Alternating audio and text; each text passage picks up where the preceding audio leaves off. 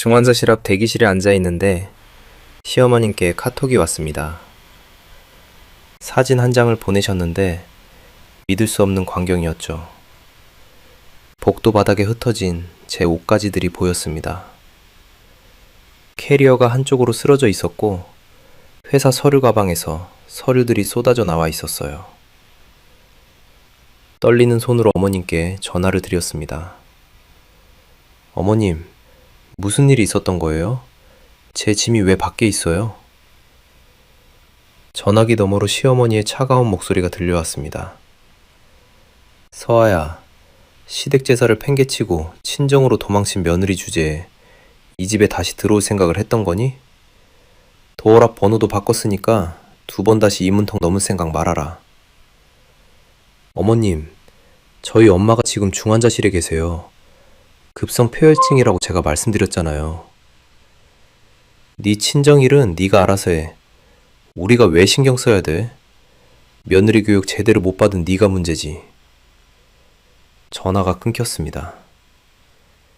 저는 병원복도 의자에 앉아 그 사진을 한참 들여다봤어요. 제 인생이 복도 바닥에 버려져 있었습니다. 그때는 저도 몰랐습니다. 그들이 내던진 제 인생 위로 어떤 복수의 시간들을 쌓을 수 있을런지를요. 하지만 저는 다시 일어났고 이윽고 견고한 시간들을 차곡차곡 쌓아 나갔습니다. 여러분의 구독, 좋아요는 더 많은 사연을 만드는 힘이 됩니다. 안녕하세요. 저는 한서아라고 합니다. 올해 28살이고요. 중견제약회사 회계팀에서 대리로 일하고 있어요. 숫자를 다루는 게 제 일이다 보니 꼼꼼한 성격이 몸에 배어 있는 편입니다. 매달 카드 명세서를 엑셀로 정리하고 영수증은 날짜별로 파일에 보관하죠. 그런 습관이 나중에 제 인생을 구할 줄은 그때 상상도 못했습니다. 2025년 봄, 저는 결혼한 지 딱 6개월이 지난 신혼이었어요. 남편 이정우 씨는 대기업 대리로 괜찮은 직장을 다니는 사람이었고 연애할 때는 다정하고 책임감 있어 보였습니다. 결혼 전까지는요. 문제는 신혼집이었어요. 저희는 마포에 있는 준신축 아파트 34평 전세집에서 시작했는데 그 집에는 시어머니 박계숙 씨와 시누이 이정미 씨가 함께 살고 있었습니다. 결혼 전에 남편은 한두 달만 같이 살다가 독립하자고 했지만 결혼하고 나니 그 이야기는 쑥 들어가 버렸어요. 처음엔 좋은 며느리가 되려고 정말 애썼습니다. 새벽같이 일어나 아침상을 차리고 퇴근하면 설거지부터 했어요. 주말엔 시어머니와 함께 장을 보러 다니면서 어머님 덕분에 집안일을 배워요 라고 말했죠. 시누이 정미 씨가 친구들 만나러 나갈 때도 웃으며 아가씨 재미있게 다녀오세요 라고 인사했고요. 그런데 뭔가 이상했습니다. 제가 아무리 잘해도 시댁 분위기는 점점 더 무거워졌어요. 시어머니는 제 월급날을 정확히 알고 계셨고 명절 보너스가 나오는 시기까지 꿰뚫고 계셨습니다. 결혼 3개월째 되던 어느 저녁이었어요.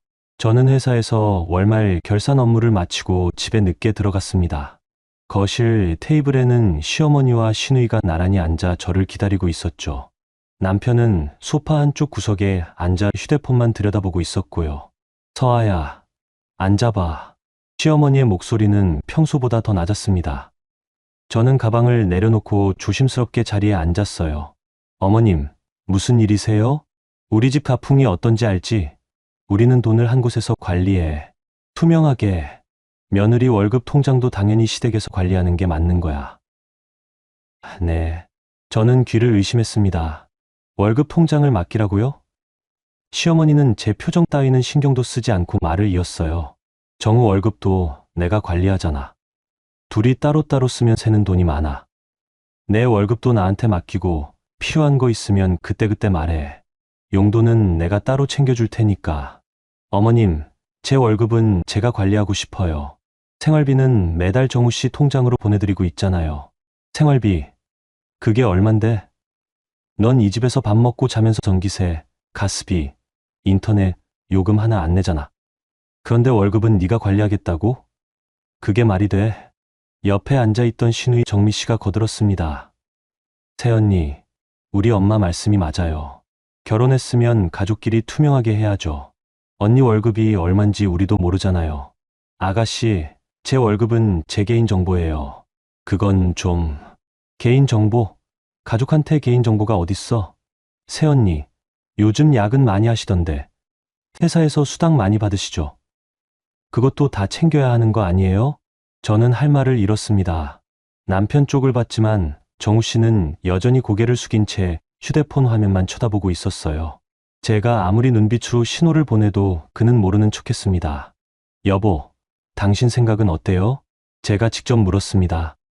남편은 그제야 고개를 들었지만 눈을 마주치지는 않았어요. 서아야, 엄마 말씀도 일리가 있어. 우리 가족끼리 뭐 숨길 거 있어? 지금 진심으로 그렇게 생각하는 거예요? 엄마가 원래 말이 좀 세긴 한데 나쁜 뜻은 아니야. 그냥 좀 참아줘. 그날 밤 저는 월급 통장을 내주지 않았습니다. 대신 제 방으로 들어가 조용히 서랍을 열었어요. 그 안에는 작은 녹음기가 하나 들어 있었습니다. 회계팀에서 업무 회의를 녹음할 때 쓰던 거였죠. 저는 그날부터 시댁에서 나누는 대화 중 문제가 될 만한 것들을 녹음하기 시작했어요. 단톡방 메시지도 스크린샷으로 남겼고 생활비 송금 내역도 따로 파일을 만들어 정리했습니다. 회계팀 대리답게요. 다음 날부터 집안 분위기는 더 차갑게 식었습니다. 시어머니는 제가 아침 인사를 해도 고개만 까딱할 뿐 대답을 하지 않았어요.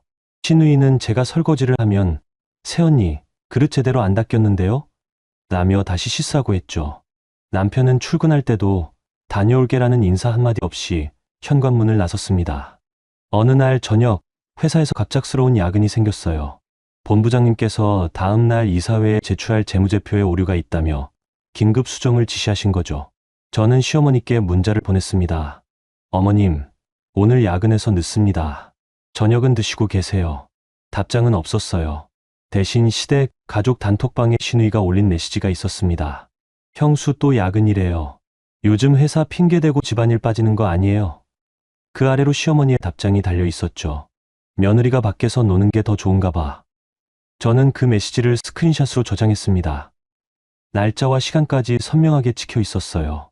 밤 11시가 넘어서 집에 도착했을 때 거실 불은 꺼져 있었습니다. 저는 최대한 조용히 현관문을 열고 들어갔어요. 부엌 싱크대에는 설거지가 쌓여 있었고 식탁 위에는 저녁 식사 후 정리되지 않은 반찬 그릇들이 그대로였습니다. 평소 같으면 시어머니나 시누이가 치웠을 텐데 일부러 남겨둔 거였죠. 네가 치워라는 무언의 압박이었습니다. 저는 가방을 내려놓고 조용히 설거지를 시작했어요. 물소리가 너무 크게 나지 않도록 조심하면서요. 그때 복도 쪽에서 시누이의 방문이 살짝 열리는 소리가 들렸습니다.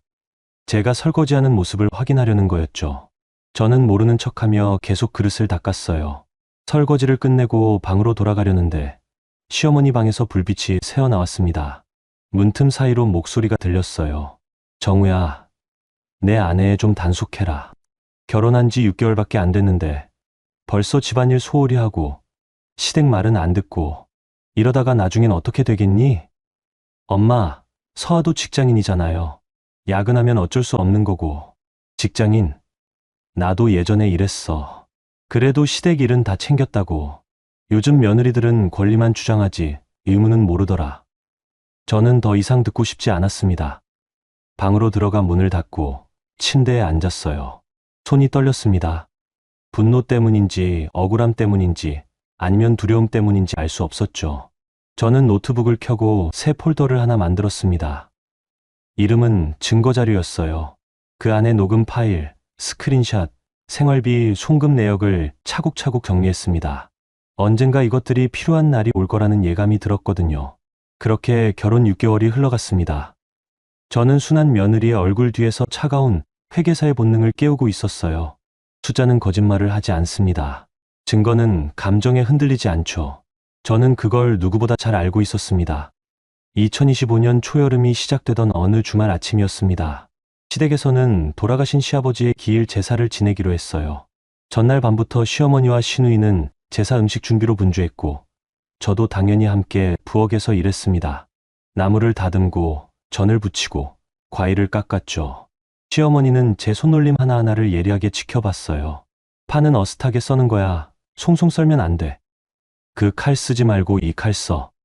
도마는 고기용하고 채소용 따로 있는 건 몰라?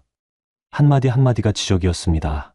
제사상을 다 차리고 나니 새벽 4시가 넘어 있었어요. 저는 겨우 두어 시간 눈을 붙이고 일어났습니다. 아침 7시쯤이었을 거예요. 제사는 오전 9시에 지내기로 했으니 그 전에 씻고 한복으로 갈아입어야 했죠. 그런데 세면대에서 얼굴을 씻는데 휴대폰이 울렸습니다. 화면에 뜬 이름은 아버지였어요.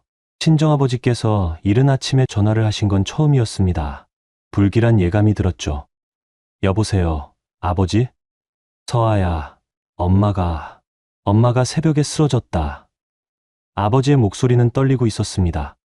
제 심장이 쿵 내려앉았어요. 예, 엄마가요? 지금 어디세요? 대학병원 응급실이야.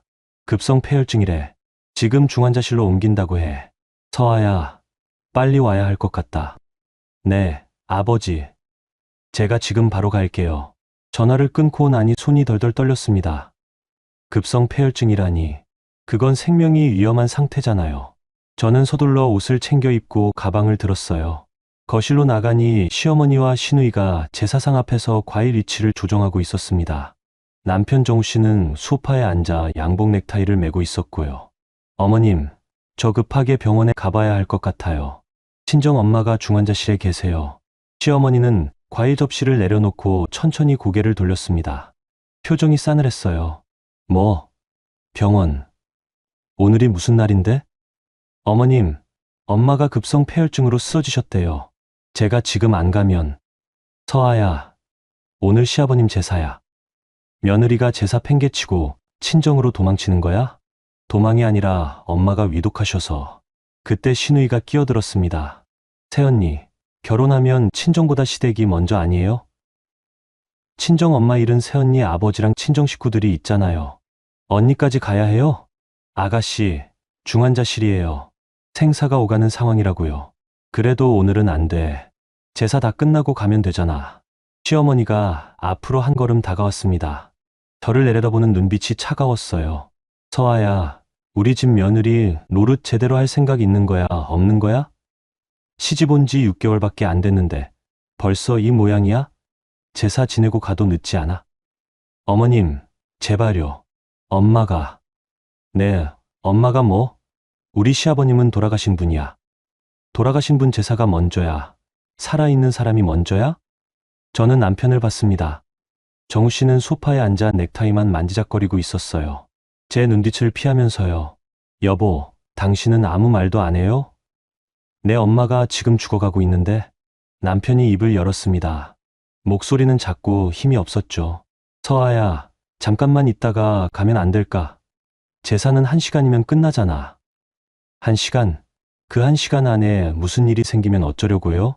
그래도 엄마 앞에서 이러면 나도 곤란해. 그 순간 제 안에서 뭔가 끊어졌습니다. 저는 가방끈을 단단히 쥐고 시어머니를 똑바로 봤어요. 어머님, 죄송하지만 저는 지금 병원으로 갑니다. 제사는 제가 없어도 지낼 수 있을 거예요. 뭐? 이 계집애가 지금 나한테 대드는 거야? 대드는 게 아니에요. 저는 딸이에요. 엄마가 위독한데 딸이 옆에 없으면 안 되잖아요. 시어머니의 얼굴이 불그락불그락 변했습니다. 시누이는 휴대폰을 꺼내 들었어요. 뭔가를 찍으려는 듯 화면을 켰죠. 좋아. 가보라고. 근데 오늘 이 문 나가면 다신 이 집에 발 못 들여놓는다는 거 알아? 네. 저는 현관으로 걸어갔습니다. 뒤에서 시어머니의 고함 소리가 들렸어요. 이정우, 내 아내 좀 말려. 이게 말이 돼? 남편은 아무 말도 하지 않았습니다. 저는 신발을 신고 현관문을 열었어요. 뒤돌아보지 않았습니다. 엘리베이터를 타고 내려가는 동안 눈물이 났지만 참았어요. 지금은 울 시간이 없었습니다. 엄마한테 가야 했으니까요. 택시를 타고 대학병원으로 향했습니다. 평소 같으면 40분 거리인데 주말 아침이라 도로가 비어서 30분 만에 도착했어요. 응급실 접수대에서 엄마 이름을 말하니 간호사가 중환자실 위치를 알려줬습니다. 중환자실 앞 보호자 대기실에는 아버지가 앉아 계셨어요. 얼굴이 새하얗게 질려 있었습니다. 아버지, 서아야. 아버지는 저를 보자마자 눈물을 글썽이셨어요. 평생 농사 지으시면서 거친 일을 다 겪으셨던 분이 그렇게 약해 보이신 건 처음이었습니다. 엄마는 어떠세요? 의사 선생님이 24시간이 고비래. 혈압이 너무 떨어져서 지금 승합제 쓰고 있다고 하더라. 인공호흡기도 달았어. 어떻게 이렇게 갑자기. 네, 엄마가 며칠 전부터 몸이 안 좋다고 했는데 내가 대수롭지 않게 봤어. 그냥 감기려니 했지. 그런데 새벽에 화장실 가다가 쓰러진 거야. 119 부르고 여기까지 왔는데. 서아야, 내가 미안하다. 아버지 잘못 아니에요. 폐혈증은 갑자기 오는 거라고 들었어요. 저는 아버지 옆에 앉았습니다. 중환자실 면회는 하루에 2번, 한 번에 10분씩만 가능했어요. 다음 면회 시간은 오후 2시였습니다. 그때까지 기다려야 했죠. 저는 가방에서 휴대폰을 꺼냈어요. 남편한테서 온 문자가 있었습니다. 제사 끝났어. 엄마가 엄청 화나셨어. 당분간 집에 오지 마. 저는 한숨을 쉬었습니다. 예상했던 반응이었어요. 오후 2시 면회 시간이 되어 중환자실에 들어갔습니다. 엄마는 산소 마스크를 쓰고 침대에 누워 계셨어요. 온몸에 선들이 연결되어 있었고 모니터에는 심박수와 혈압이 계속 표시되고 있었습니다. 저는 엄마 손을 잡았어요. 차갑고 축축했습니다. 엄마, 나 서아야. 들려요? 엄마는 눈을 뜨지 못했습니다. 간호사가 옆에서 말했어요. 보호자분, 환자분이 진정제를 맞아서 의식이 없으세요. 그래도 목소리는 들릴 수 있으니 계속 말 걸어주세요. 네, 알겠습니다. 분이 금방 지나갔습니다. 저는 중환자실을 나와 다시 대기실로 돌아왔어요. 아버지는 플라스틱 컵에 담긴 물을 한 모금 마시고 계셨습니다. 저는 옆에 앉아 아버지 어깨에 머리를 기댔어요. 그렇게 한참을 말없이 앉아 있었습니다. 저녁 7시 면회 시간에 다시 들어갔을 때 엄마의 혈압이 조금 올라갔다는 말을 들었어요. 아주 조금이지만 긍정적인 신호라고 했습니다. 저는 그 말에 매달렸어요. 엄마는 꼭 살아나실 거라고 그렇게 믿고 싶었습니다. 밤 9시쯤 휴대폰이 다시 울렸습니다. 시어머니 번호였어요. 저는 받지 않았습니다. 문자가 왔습니다. 집 앞에 내 짐 다 내놨다. 도어락 번호도 바꿨으니까 알아서 해. 저는 그 문자를 읽고 스크린샷을 찍었어요. 그리고 증거자료 폴더에 저장했습니다.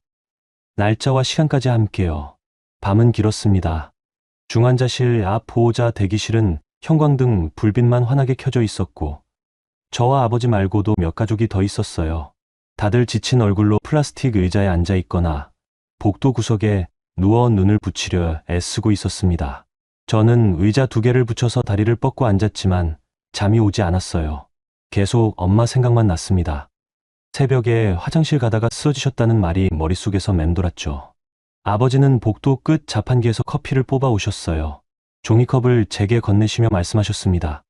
서아야, 너 시댁에서 힘들지? 아니에요, 아버지. 거짓말. 내 얼굴만 봐도 알아. 결혼하고 나서 한 번도 편한 얼굴 본 적이 없어. 저는 대답하지 못했습니다. 아버지는 한숨을 쉬시며 커피를 한 모금 마셨어요. 네, 엄마가 그러더라. 명절 때 시댁 갔다 온 내 얼굴이 너무 피곤해 보인다고. 전화할 때도 목소리에 기운이 없다고. 우리가 뭐라고 할 수 있나 싶어서 참았는데.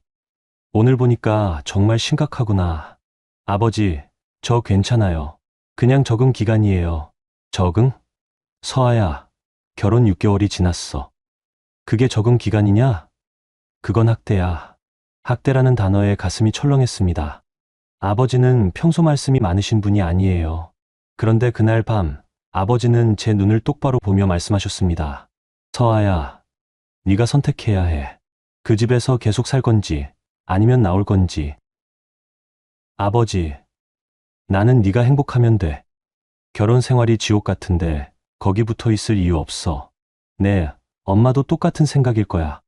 새벽 2시쯤 간호사가 나와서 엄마의 혈압이 안정적으로 유지되고 있다고 알려줬어요. 일단 고비는 넘긴 것 같다고 했습니다. 저는 그제야 조금 안심이 됐어요. 아버지도 긴장이 풀렸는지 의자에 기대 눈을 감으셨습니다. 저는 휴대폰을 꺼내 들었어요. 새벽인데도 시댁 가족 단톡방에는 메시지가 계속 올라오고 있었습니다. 오빠, 형수 진짜 너무한 거 아니에요? 재산할 집 나간 며느리가 어딨어요? 신의 정미. 정우야, 내 아내 교육 좀 시켜라. 이게 말이 되냐? 시어머니, 엄마, 제가 어떻게 해요? 서아가 말을 안 듣는데. 남편 정우. 말을 안 들으면 버릇을 고쳐야지. 오늘 집 앞에 짐 다 내놨으니까 알아서 처리하라고 해. 시어머니. 저는 그 대화를 끝까지 읽었습니다. 그리고 전부 스크린샷으로 저장했어요. 손가락이 떨렸지만 차분하게 한 장 한 장 캡처했습니다. 시어머니가 보낸 단톡방 메시지 하나가 특히 눈에 띄었어요. 며느리 버릇 제대로 고쳐놔야 나중에 편해. 처음이 중요해. 저는 그 문장을 2번 읽었습니다. 버릇을 고친다. 저를 사람이 아니라 길들여야 할 대상으로 보고 있다는 뜻이었죠.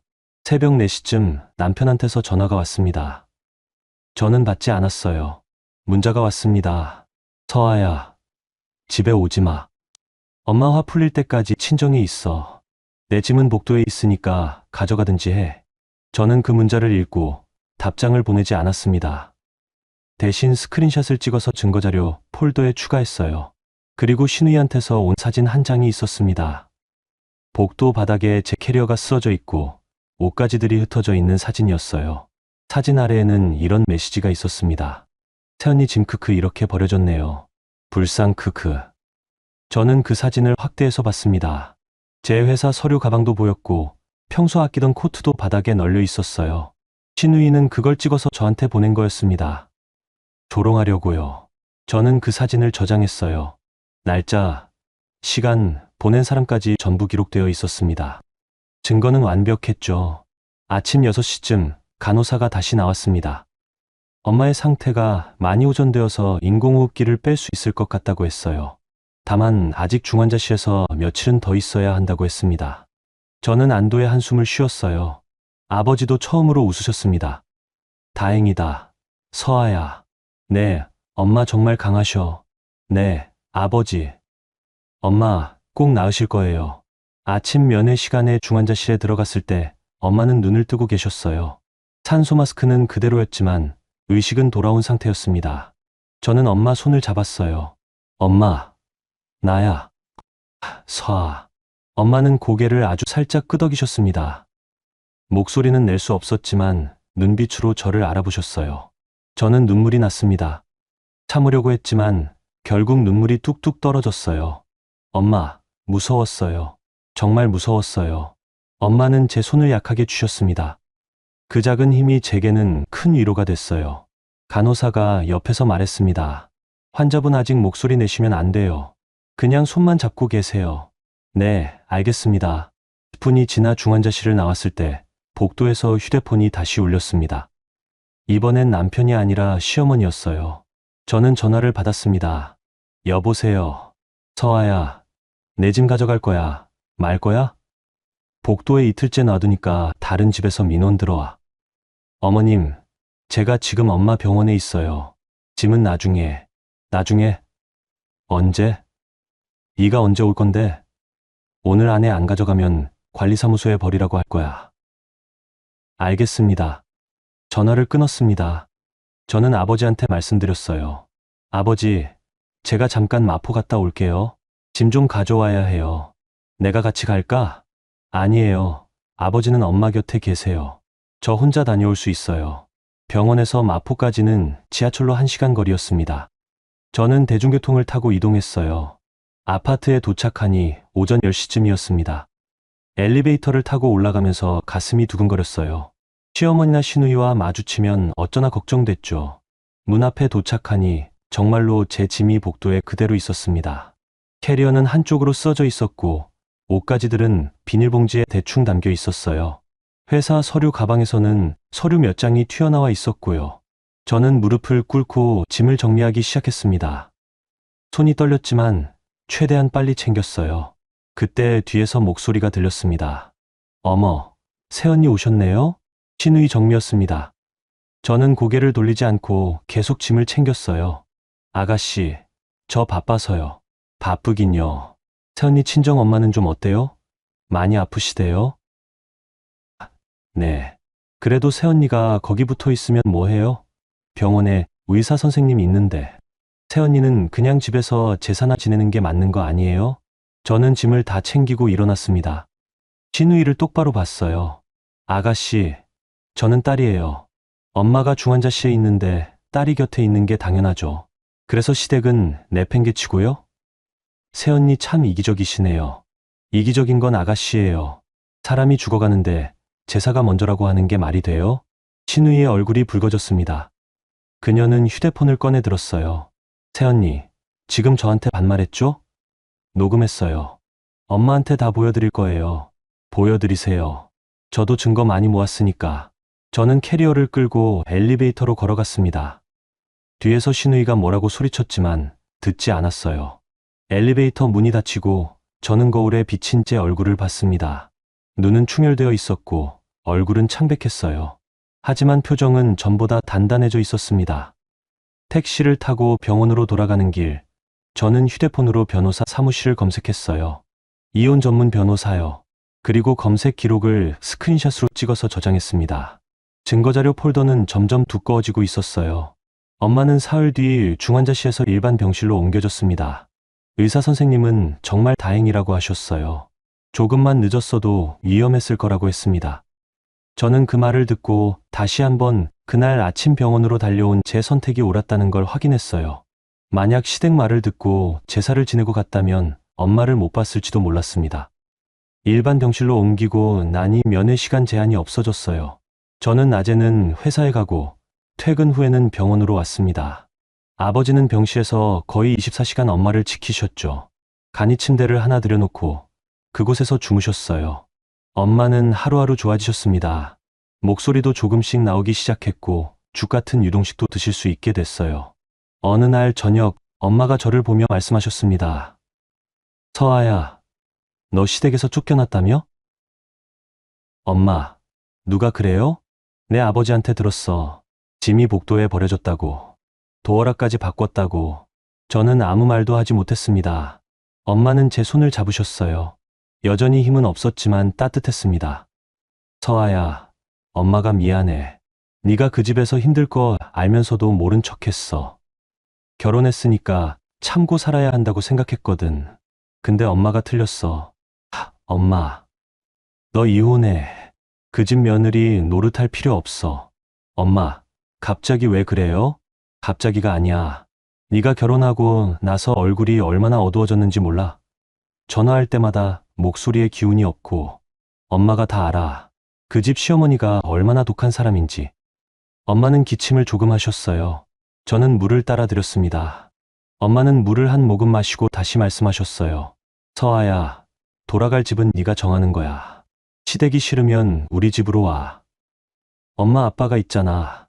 그날 밤 저는 병실 복도 의자에 앉아 한참을 생각했습니다. 이혼. 그 단어가 머릿속에서 맴돌았어요. 결혼한 지 겨우 6개월인데 이혼을 한다는 게 말이 될까? 주변 사람들은 뭐라고 할까? 회사 동료들은? 친구들은? 하지만 동시에 다른 생각도 들었습니다. 이 결혼 생활을 계속 유지한다는 게 과연 의미가 있을까? 저를 복도에 내던지고 도어락을 바꾸고 조롱하는 사람들과 평생 가족으로 살아야 할까?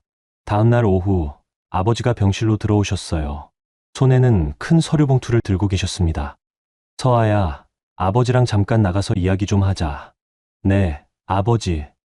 저는 아버지를 따라 병원 1층 카페로 갔습니다. 아버지는 커피 2잔을 주문하시고 구석 자리에 앉으셨어요. 서류 봉투를 테이블 위에 놓으시며 말씀하셨습니다. 서아야, 아버지가 해줄 말이 있다. 뭔데요, 아버지? 아버지는 한참 동안 말씀을 안 하셨어요. 그러다가 천천히 입을 여셨습니다. 서아야, 우리 과수원 있잖아. 거기가 신도시 개발 구역에 들어갔어. 예. 언제요?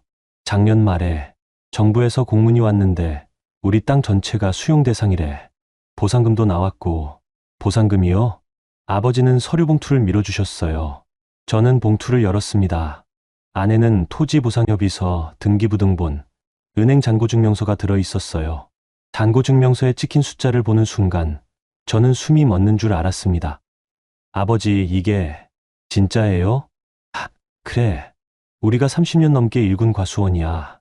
정부가 제값 쳐준 거지. 서아야, 이 돈은 원래 너하고 내 동생 몫으로 나눠줄 생각이었어. 근데 지금 네가 더 급한 것 같아서. 아버지, 서아야, 너 시댁에서 농사짓는 친정이라고 무시당했지. 저는 고개를 끄덕였습니다. 아버지는 주먹을 꽉 쥐셨어요. 그 사람들이 뭘 알아. 우리가 얼마나 땀 흘려서 이 땅을 지켰는지. 내 엄마는 한여름에 과수원에서 쓰러진 적도 있어. 그렇게 일해서 너 대학 보내고 결혼 지참금도 마련했는데. 그런데 그 사람들이 우릴 깔봐? 참을 수가 없더라. 아버지는 눈시울이 붉어지셨습니다. 저는 처음 봤어요. 아버지가 우시는 걸. 서아야, 아버지가 너한테 집 하나 사줄게. 아버지, 그게 무슨. 시댁이 너 내쫓았잖아.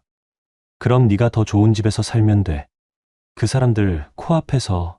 아버지, 그런 복수는 의미 없어요. 복수가 아니야. 내 인생을 되찾는 거지. 서아야, 너 이혼하려면 집이 있어야 해. 법적으로도 유리하고 내 마음도 편해. 아버지가 도와줄게. 저는 서류를 다시 들여다봤습니다. 숫자들이 눈에 들어왔어요. 토지 보상금, 과수원 면적, 평당 단가. 회계팀에서 일하는 제 눈에는 이 서류들이 얼마나 정확하게 작성됐는지 보였습니다. 아버지는 이미 모든 절차를 마치신 거였어요. 아버지, 이 돈으로 집을 사면 증여세는 어떻게 해요? 그것도 다 알아봤어. 세무사한테 상담받았는데 부모가 자녀한테 증여하는 건 5천만 원까지 공제래. 그 이상은 세금 내야 하지만 우리가 낼 수 있어. 그리고 서아야, 너 결혼할 때 우리가 준 돈 있잖아. 그것도 증여 신고 제대로 해뒀어. 그러니까 네가 집 사는 건 특유재산이야. 시댁이랑 상관없는 너만의 재산이라고. 아버지, 특유재산까지 알아보셨어요? 당연하지. 아버지가 농사만 지은 사람이야? 법도 공부했어. 네가 이혼하면 재산 분할 문제가 생기는데 결혼 전에 받은 재산이나 상속증여받은 재산은 특유재산이라서 분할 대상이 아니래. 그러니까 네가 우리 돈으로 집 사면 그건 100% 내 거야. 저는 아버지를 봤습니다. 평생 과수원에서 일하신 분이 이렇게까지 준비를 하신 거였어요. 저를 위해서요. 아버지, 고마워요. 고맙긴. 아버지가 더 미안해. 네가 시댁에서 고생하는 걸 알면서도 모른 척했잖아. 이제는 아니야. 아버지가 널 지킬 거야. 그날 저녁 저는 노트북을 열고 마포 지역 부동산 시세를 검색했습니다. 시댁이 전세로 사는 아파트 단지, 같은 동, 그리고 최고층 펜트하우스. 매물이 하나 나와 있었어요. 50평형, 14억 원. 전세가 아니라 매매였습니다. 저는 그 매물 페이지를 스크린샷으로 찍었어요. 그리고 아버지께 문자를 보냈습니다. 아버지, 집 찾았어요. 다음 날 저와 아버지는 은행에 갔습니다. VIP 상담실에서 자산관리사를 만났어요. 아버지는 토지보상금 통장과 제 증여, 내역 서류를 전부 제출하셨습니다. 자산관리사는 서류를 꼼꼼히 검토하더니 말했어요. 고객님, 증여 신고도 잘 되어 있고 자금 출처도 명확하시네요. 부동산 매입 진행하셔도 문제 없으실 것 같습니다. 그럼 대출 없이 현금으로 살 수 있나요? 네, 가능하십니다. 잔고가 충분하시니까요. 저는 그 자리에서 결심했습니다. 시댁 위층, 맨 꼭대기층 펜트하우스를 사겠다고요. 그들이 올려다볼 수밖에 없는 곳에서 살겠다고요. 아버지는 제 손을 꽉 잡으셨습니다. 서아야, 이제 시작이다. 네, 아버지. 그날 오후 저는 부동산 중개사무소에 전화를 걸었습니다. 펜트하우스 매물을 보고 싶다고 했어요. 중개사는 언제 방문 가능하냐고 물었습니다. 저는 내일 당장 가겠습니다라고 대답했죠. 다음날 오후 저는 부동산 중개사무소를 찾아갔습니다. 마포 아파트 단지 바로 앞에 있는 작은 사무실이었어요. 문을 열고 들어가니 중년 남성 중개사가 앉아 계셨습니다. 어서 오세요. 어제 전화 주신 분이시죠? 펜트하우스 보러 오셨다고. 네, 맞아요. 고객님, 그 집이 14억인데 괜찮으세요? 요즘 젊으신 분들은 대출 받으셔도 버거워하시던데 현금으로 살 겁니다. 중개사의 표정이 달라졌어요. 눈빛이 진지해졌죠. 현금이요? 전액이요? 네. 자금 출처 서류도 다 준비했고요. 아, 그러시면 바로 안내해 드릴게요. 잠시만요. 중개사는 열쇠를 챙기고 저를 따라 나섰습니다. 아파트까지는 걸어서 3분 거리였어요. 엘리베이터를 타고 최고층으로 올라갔습니다. 지사층이었죠. 시댁이 사는 곳은 7층이었으니 정확히 2배 높이였습니다. 현관문을 열고 들어서는 순간 저는 숨이 멎는 줄 알았어요. 거실 통창으로 한강이 보였습니다. 햇살이 쏟아져 들어오는 넓은 공간, 깨끗한 바닥, 붙박이장까지 갖춰진 방들. 시댁 전셋집의 2배는 넓어 보였어요. 고객님, 이 집이 50평형이고요. 방은 4개, 화장실은 3개예요. 펜트하우스라 천장도 높고 테라스도 있습니다. 여기 보세요. 테라스 나가면 한강 야경이 정말 끝내줘요. 저는 테라스로 나갔습니다. 난간에 기대서서 아래를 내려다봤어요. 아파트 단지 전체가 한눈에 들어왔습니다. 그리고 저 아래 어딘가에 시댁 식구들이 살고 있다는 생각이 들었죠. 사장님, 이 집 언제부터 입주 가능한가요? 지금 빈집이라서 계약하시면 바로 가능합니다. 전 주인분이 해외 발령 나가시면서 급매로 내놓으신 거거든요. 그럼 오늘 계약 가능한가요? 네. 오늘이요? 네. 현금 준비되어 있고 서류도 다 챙겨왔어요.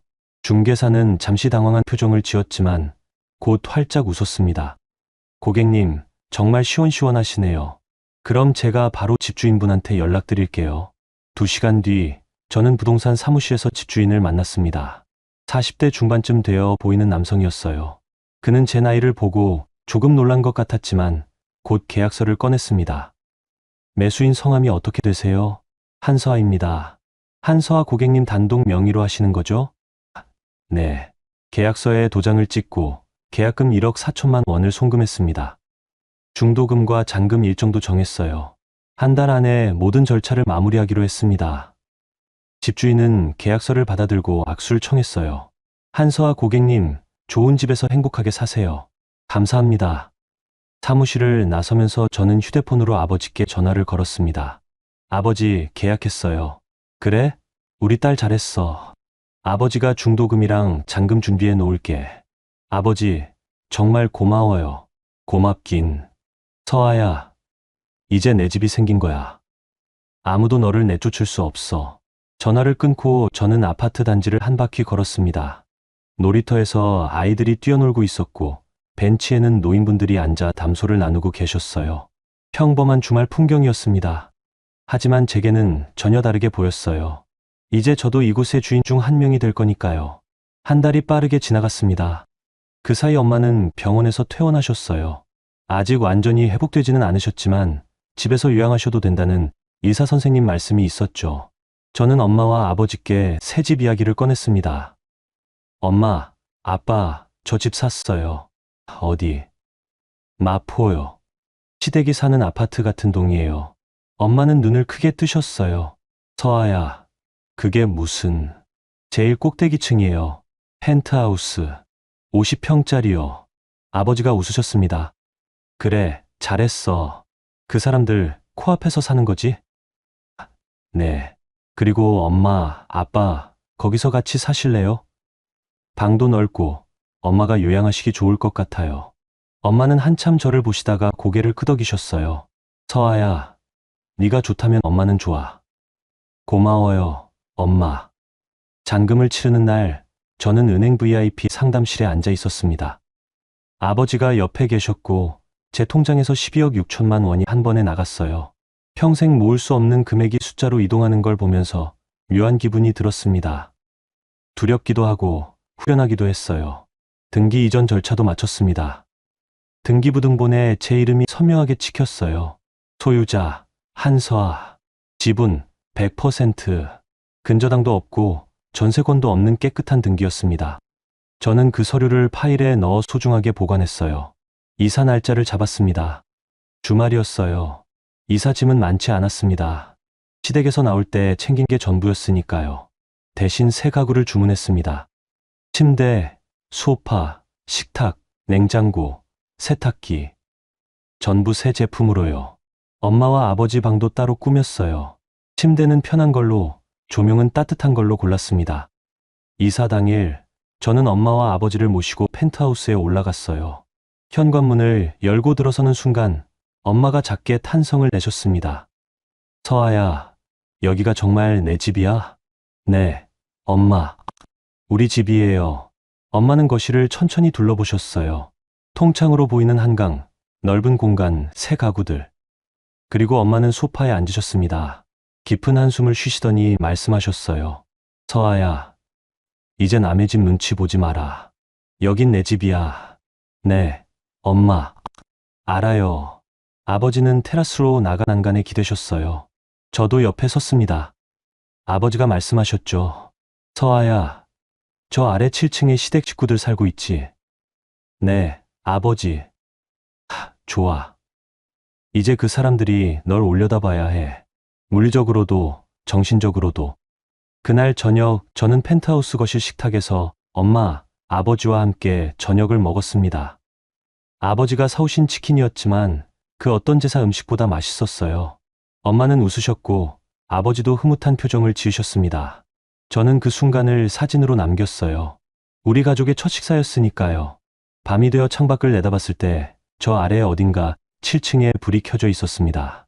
시댁 집이었겠죠. 저는 커튼을 쳤어요. 더 이상 그 사람들을 생각하고 싶지 않았습니다. 이제 제 삶을 살 시간이었으니까요. 입주하고 사흘째 되던 날이었습니다. 저는 출근 준비를 하고 있었어요. 엄마는 아직 주무시고 계셨고 아버지는 거실에서 신문을 보고 계셨죠. 저는 가방을 메고 현관문을 나섰습니다. 엘리베이터를 기다리는데 옆집 문이 열리더니 중년 부부가 나오셨어요.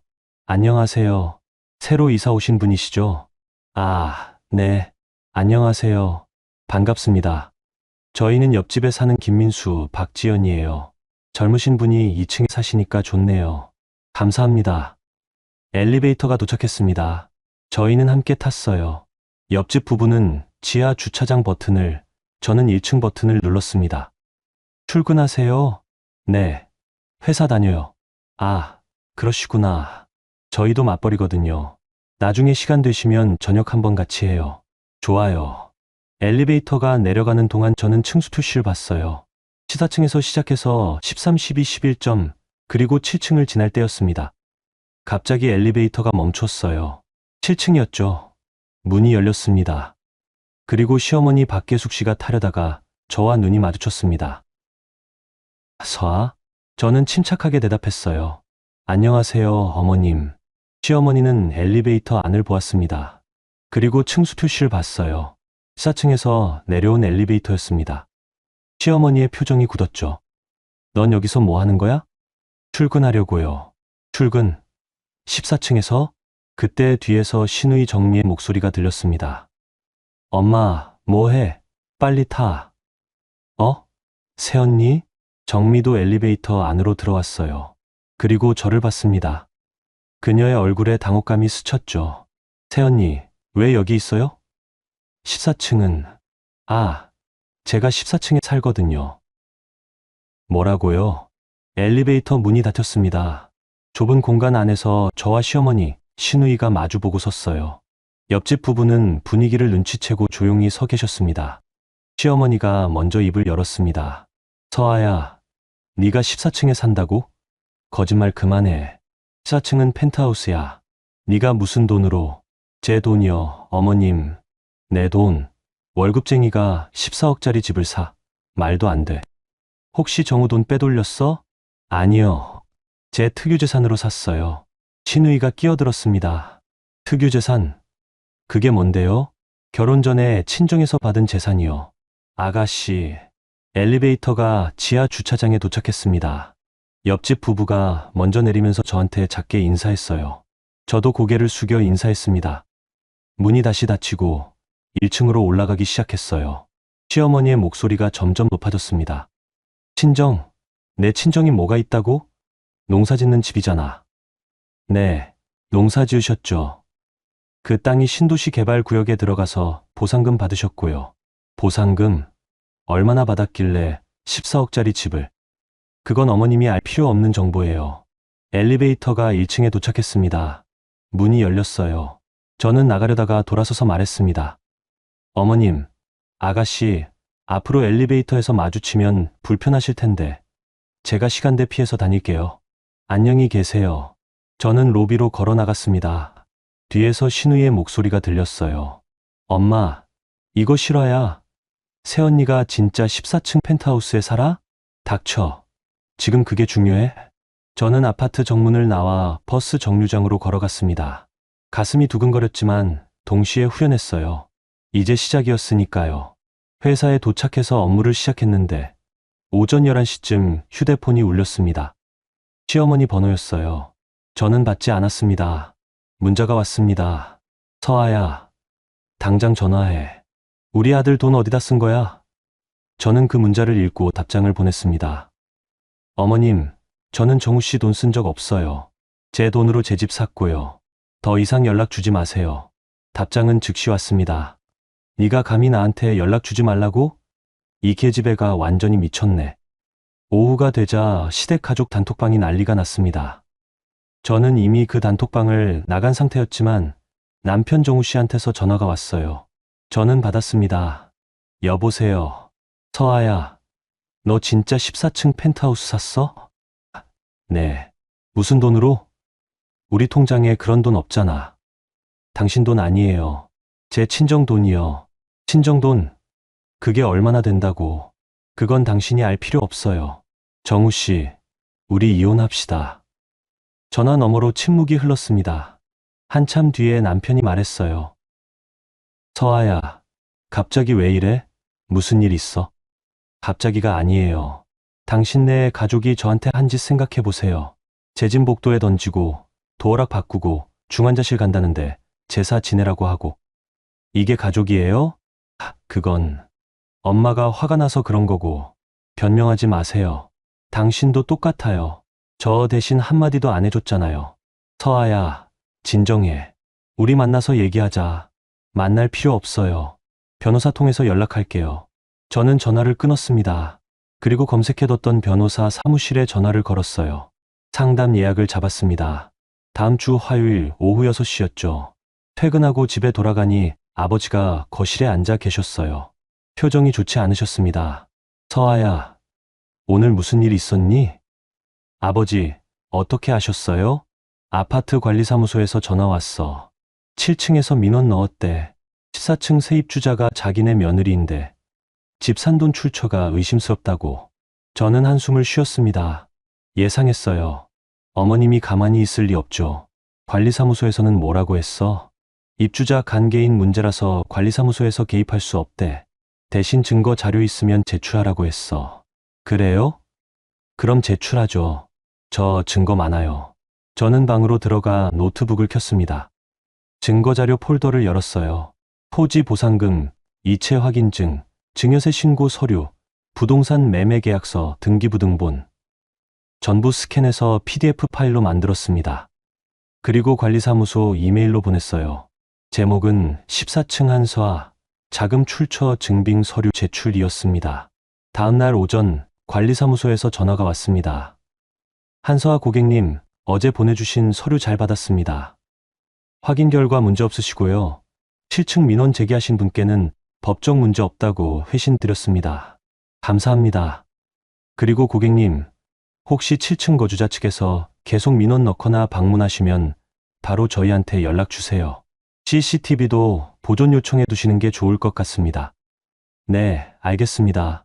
CCTV 보존 요청 드릴게요. 저는 전화를 끊고 관리사무소에 공문을 하나 보냈습니다. 14층 복도 및 엘리베이터 CCTV 보존 요청. 기간 최근 1개월분 및 향후 3개월분. 관리사무소에서는 즉시 승인 회신을 보내왔어요. 그날 저녁 엄마와 저녁을 먹는데 엄마가 물으셨어요. 서아야, 시댁에서 말 많지? 네, 엄마. 근데 괜찮아요. 제가 다 준비했어요. 그래도 조심해라. 그 사람들 가만히 있을 것 같지 않아. 엄마 말씀이 맞았습니다. 며칠 뒤 진짜 일이 터졌으니까요. 주말 오후였습니다. 저는 집에서 쉬고 있었어요. 엄마는 낮잠을 주무시고 아버지는 테라스에서 화분을 돌보고 계셨죠. 저는 소파에 앉아 책을 읽고 있었는데 갑자기 현관 인터콤이 울렸습니다. 화면을 보니 낯선 사람들이 여러 명 서 있었어요. 그리고 그 앞에 시어머니 박계숙 씨와 시누이 정미가 있었습니다. 인터콤 버튼을 눌렀어요. 누구세요? 시어머니의 목소리가 들렸습니다. 서아야, 문 열어.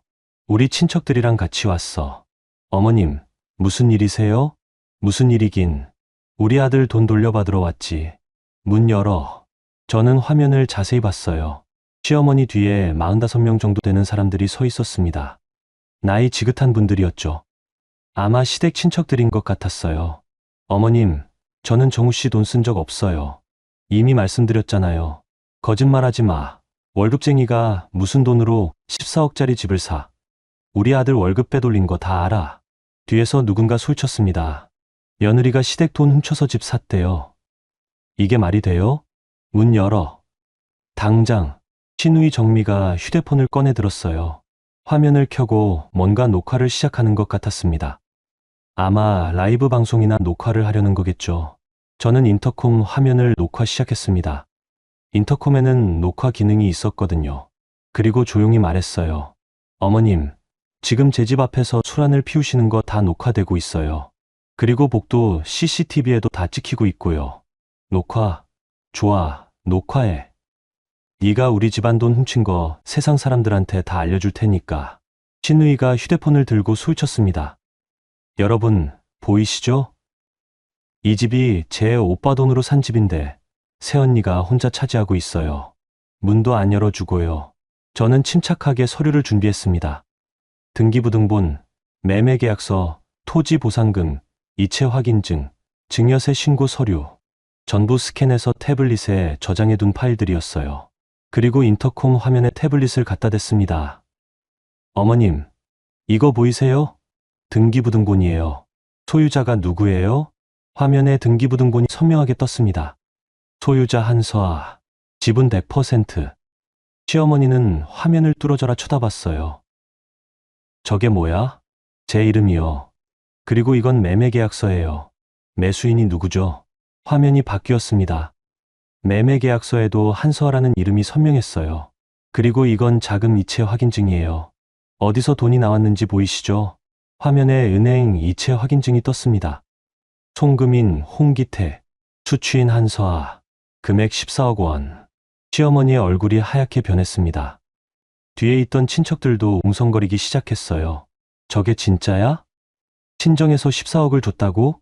신우이가 다급하게 말했습니다. 엄마, 저거 조작한 거 아니야? 어떻게 농사 짓는 집에서 14억이 나와? 저는 화면을 다시 바꿨습니다. 이번엔 토지보상금 협의서였어요. 이게 보이세요? 친정과 수원 땅이 신도시 개발구역에 들어가서 보상금 받은 서류예요. 정부 공문이고요. 그 돈으로 아버지가 저한테 증여하셨어요. 증여세 신고도 다 했고요. 화면에 증여세 신고 서류가 떴습니다. 국세청 직인까지 선명하게 찍혀 있었어요. 시어머니는 말문이 막혔습니다. 친척들도 조용해졌어요. 신우이만 계속 휴대폰을 들고 있었지만 이미 라이브 방송은 중단된 것 같았습니다. 어머님, 이제 아셨죠? 저는 정우 씨 돈 한 푼도 안 썼어요. 전부 제 특유재산이에요. 그러니까 제발 이제 그만 괴롭히세요. 시어머니가 다시 소쳤습니다. 특유재산이 뭐야? 결혼했으면 부부 공동 재산 아니야? 아니요. 결혼 전 증여받은 재산은 특유재산이라서 재산분할 대상이 아니에요. 법 좀 알고 오세요. 이 계집애가 며느리가 시어머니한테 법 알고 오라고? 저 이제 어머님 며느리 아니에요. 이혼 준비 중이거든요. 그 말이 떨어지자 복도가 술렁였습니다. 친척들이 수근거렸어요. 이혼? 결혼한 지 얼마나 됐다고 벌써 이혼? 신우이가 소리쳤습니다. 새언니, 우리 오빠 뭐가 잘못했다고 이혼해요? 오빠가 뭐 잘못한 게 있어요? 저는 화면을 다시 바꿨습니다. 이번엔 사진이었어요. 복도에 던져진 제 짐 사진이었습니다. 이거 기억나세요? 아가씨가 저한테 보낸 사진이에요. 제 짐이 복도에 버려진 거요. 신우이의 얼굴이 굳었습니다. 그리고 이건 어머님이 보낸 문자예요. 도어락 번호 바꿨으니까 알아서 해라고 쓰여 있죠. 화면에 시어머니의 문자가 떴습니다. 날짜, 시간까지 선명했어요. 그리고 이건 시댁 가족 단톡방 캡처예요. 며느리 버릇 제대로 고쳐놔야 나중에 편해. 처음이 중요해라고 어머님이 쓰셨죠. 화면에 단톡방 캡처가 떴습니다. 시어머니의 프로필 사진과 함께 메시지가 선명하게 보였어요. 친척들이 웅성거리기 시작했습니다. 며느리 짐을 복도에 버렸다고? 도어락까지 바꿨어? 이게 진짜야? 시어머니의 얼굴이 불그락불그락 변했습니다. 서아야, 넌 지금 시댁을 망신 주려는 거야? 망신은 어머님이 시키는 거예요. 저는 그냥 제 권리를 지키는 거고요. 그때 엘리베이터에서 사람이 내렸습니다. 아파트 관리사무소 직원 2명과 경비원이었어요. 그들은 복도에 모인 사람들을 보고 다가왔습니다. 여기 무슨 일이십니까? 시어머니가 다급하게 말했습니다. 아, 저희는 그냥 가족끼리 이야기하는 거예요. 가족끼리 이야기하시려면 집 안에서 하셔야죠. 복도에서 이렇게 모여 계시면 다른 입주자분들한테 피해가 됩니다. 저희가 뭐 시끄럽게 한 것도 아닌데. 관리사무소 직원이 말했습니다. 14층 입주자분께서 CCTV 보존 요청하셨고 방문자 제한 신청도 하셨습니다. 지금 여기 계신 분들 중에 14층 입주자분의 허락 없이 오신 분들은 주거침입으로 간주될 수 있습니다. 시어머니가 소리쳤습니다. 주거침입. 우리가 며느리 집 앞에 왔는데 주거침입이야? 며느리라고 하셨는데 법적으로 가족 관계가 증명되지 않으면 타인입니다. 그리고 입주자분이 원치 않으시면 퇴거하셔야 합니다. 경비원이 앞으로 나섰습니다. 여러분, 조용히 엘리베이터 타고 내려가 주세요. 더 소란 피우시면 경찰 부를 수밖에 없습니다. 시어머니는 입술을 깨물었습니다. 친척들은 이미 뒤로 물러서고 있었어요. 시누이만 휴대폰을 든 채 서 있었습니다. 엄마, 어떡해? 가자. 시어머니는 돌아섰습니다. 친척들도 따라 엘리베이터로 향했어요. 시누이는 마지막으로 저를 쏘아보고는 따라갔습니다. 엘리베이터 문이 닫히고 복도가 조용해졌어요. 관리사무소 직원이 제게 말했습니다. 고객님, 괜찮으세요? 네, 감사합니다. 혹시 또 이런 일 있으시면 바로 연락 주세요. 저희가 조치 취하겠습니다. 알겠습니다. 직원들이 돌아가고 저는 현관문을 열고 집 안으로 들어갔어요. 아버지가 거실에 서 계셨습니다. 서아야, 무슨 일이었니? 괜찮아요, 아버지. 다 정리됐어요. 아버지는 제 어깨를 토닥여 주셨어요. 우리 딸 잘했어. 이제 진짜 끝이다. 하지만 저는 알고 있었습니다. 아직 끝이 아니라는 거요. 진짜 끝은 법원에서 이혼 조정이 성립될 때라는 거요. 다음 주 화요일 저는 변호사 사무실을 찾아갔습니다. 강남에 있는 가족법 전문 로펌이었어요. 깔끔한 인테리어의 상담실에서 40대 중반쯤 되어 보이는 여성 변호사를 만났습니다. 한서아 고객님 맞으시죠? 저는 김지연 변호사입니다. 네, 안녕하세요. 오늘 이혼 상담 때문에 오셨다고 들었어요. 우선 기본적인 상황부터 여쭤볼게요. 결혼하신 지 얼마나 되셨나요? 6개월이요. 자녀는요? 없습니다. 재산은 어떻게 되세요? 저는 준비해 온 서류 파일을 꺼냈습니다. 등기부등본, 매매계약서, 증여세 신고 서류, 토지보상금 서류, 전부 정리해서 가져온 거였어요. 제가 14억짜리 펜트하우스를 소유하고 있는데요. 결혼 전 친정에서 증여받은 자금으로 샀어요. 혼인신고 이후에 매입했지만 자금 출처가 결혼 전 증여금이고 증여세 신고도 다 되어 있습니다. 변호사는 서류를 꼼꼼히 검토했어요. 한참을 보시더니 고개를 끄덕이셨습니다. 출처가 명확하네요. 이건 특유재산으로 인정받을 가능성이 높습니다. 재산분할 대상이 아니에요. 그렇죠? 네. 그리고 혼인 기간이 6개월이면 재산분할 자체가 거의 없을 거예요. 상대방이 기여한 부분이 없으니까요. 저는 또 다른 파일을 꺼냈습니다. 이번엔 USB였어요. 변호사님, 이건 제가 모아둔 증거 자료예요. 녹음 파일, 문자 메시지 캡처, 사진, 단톡방 기록 전부 들어있어요. 변호사는 USB를 받아들고 노트북에 꽂았습니다. 파일을 하나씩 열어보시더니 표정이 진지해졌어요. 고객님, 이거 정리 정말 잘하셨네요. 날짜, 시간, 상황 설명까지 전부 기록되어 있어요. 제가 회계팀에서 일해서요. 증거 정리는 자신 있어요. 이 정도면 위자료 청구도 가능할 것 같은데요. 복도에 짐 버린 사진, 도어락 변경 문자, 폭언 녹음, 단톡방 모함 기록. 전부 정신적 학대의 증거가 됩니다. 위자료는 얼마나 받을 수 있을까요? 혼인 기간이 짧아서 고액은 어렵지만 3천에서 5천 정도는 가능할 것 같아요. 상대방 재산 상태에 따라 달라지긴 하는데 일단 청구는 해볼 만합니다. 저는 고개를 끄덕였습니다. 그럼 이혼 조정 신청 진행해 주세요. 알겠습니다.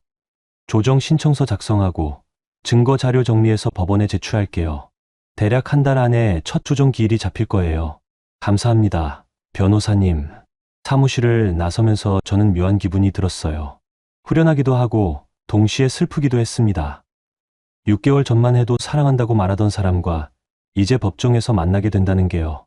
한 달 뒤 가정법원 조정실에서 첫 조정 기일이 열렸습니다. 저는 김지연 변호사와 함께 들어갔어요. 반대편에는 남편 이정우 씨와 그의 변호사가 앉아 있었습니다. 조정위원 두 분이 중간에 앉으셨고요. 조정위원이 입을 열었습니다. 양측 모두 오셨네요. 오늘은 첫 조정 기일이니까 기본적인 사항부터 확인하겠습니다.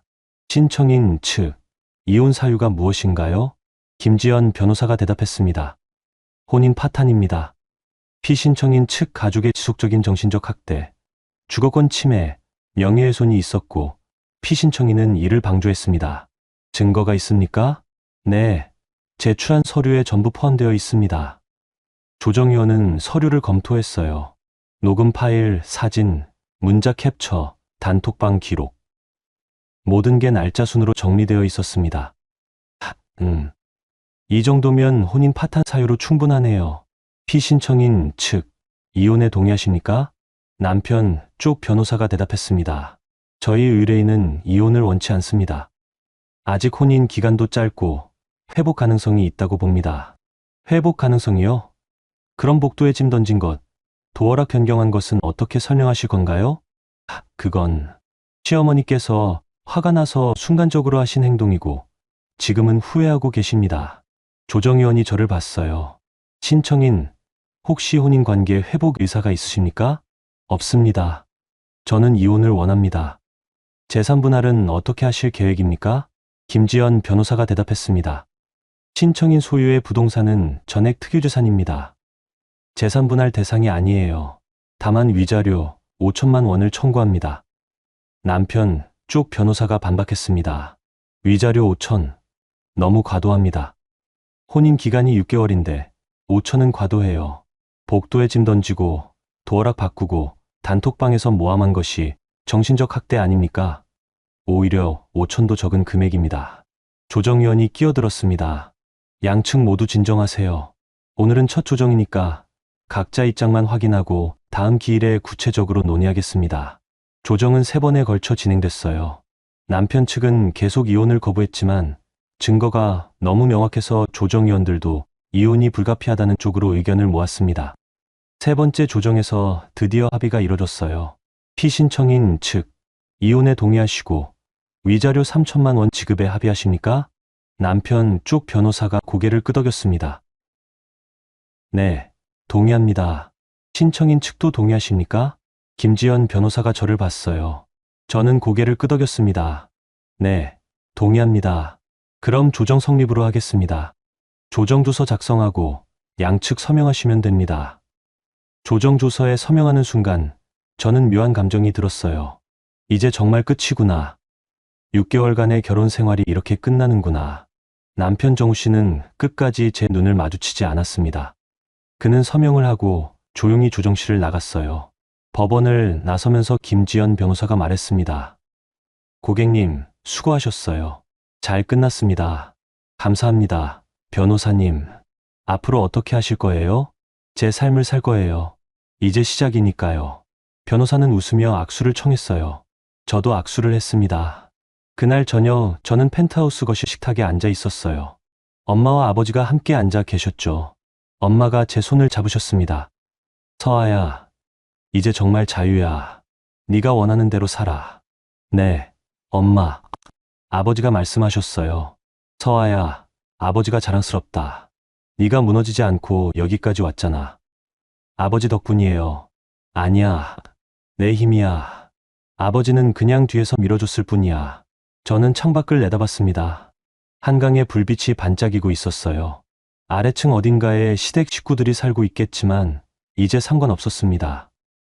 저는 제 집에서 제 가족과 함께 제 삶을 살 거니까요. 다음 날 관리사무소에서 연락이 왔습니다. 7층에서 전세 계약이 만료되어 이사 간다는 통보가 왔다고 했어요. 저는 그렇군요 라고만 대답했습니다. 그들이 어디로 가든 이제 제 인생과는 상관없는 일이었으니까요. 그로부터 몇 달 뒤 저는 회사에서 승진했습니다. 과장이 됐어요. 엄마는 건강을 많이 회복하셔서 이제는 집안일도 하시고 아파트 단지 내 노인정에도 나가셨습니다. 아버지는 테라스에 작은 텃밭을 만드셔서 상추와 고추를 키우셨죠. 어느 주말 아침 저는 테라스에 나가 아버지 옆에 섰어요. 아버지가 상추를 따시며 말씀하셨습니다. 서아야, 행복하니? 네, 아버지. 행복해요. 그럼 됐다. 그게 제일 중요한 거야. 저는 고개를 끄덕였습니다. 그리고 저 아래를 내려다봤어요. 예전에 시댁이 살던 7층에는 새로운 가족이 이사를 왔더군요. 아이들이 뛰어노는 소리가 들렸습니다. 저는 웃었어요. 이제 정말 끝났구나. 새로운 시작이구나. 그날 저녁 저는 노트북을 열고 증거자료 폴더를 봤습니다. 그 안에는 6개월간의 기록이 빼곡히 들어 있었어요. 녹음, 사진, 문자, 단톡방 캡처. 저는 그 폴더를 백업한 뒤 외장하드에 저장했습니다. 그리고 폴더 이름을 바꿨어요. 증거자료에서 끝난 이야기로요. 컴퓨터를 끄고 저는 거실로 나갔습니다. 엄마와 아버지가 소파에 앉아 드라마를 보고 계셨어요. 저도 그 옆에 앉았습니다. 세 식구가 나란히 앉아 텔레비전을 보는 평범한 저녁이었죠. 하지만 제게는 평범함이 기적 같았습니다. 얼마 전까지만 해도 복도에 짐이 버려지고 도어락이 바뀌고 중환자실 앞에서 밤을 새우던 제가 이제는 제 집 거실에서 가족과 함께 웃고 있으니까요. 저는 창밖을 다시 한번 내다봤습니다. 한강의 야경이 아름다웠어요. 그리고 생각했습니다.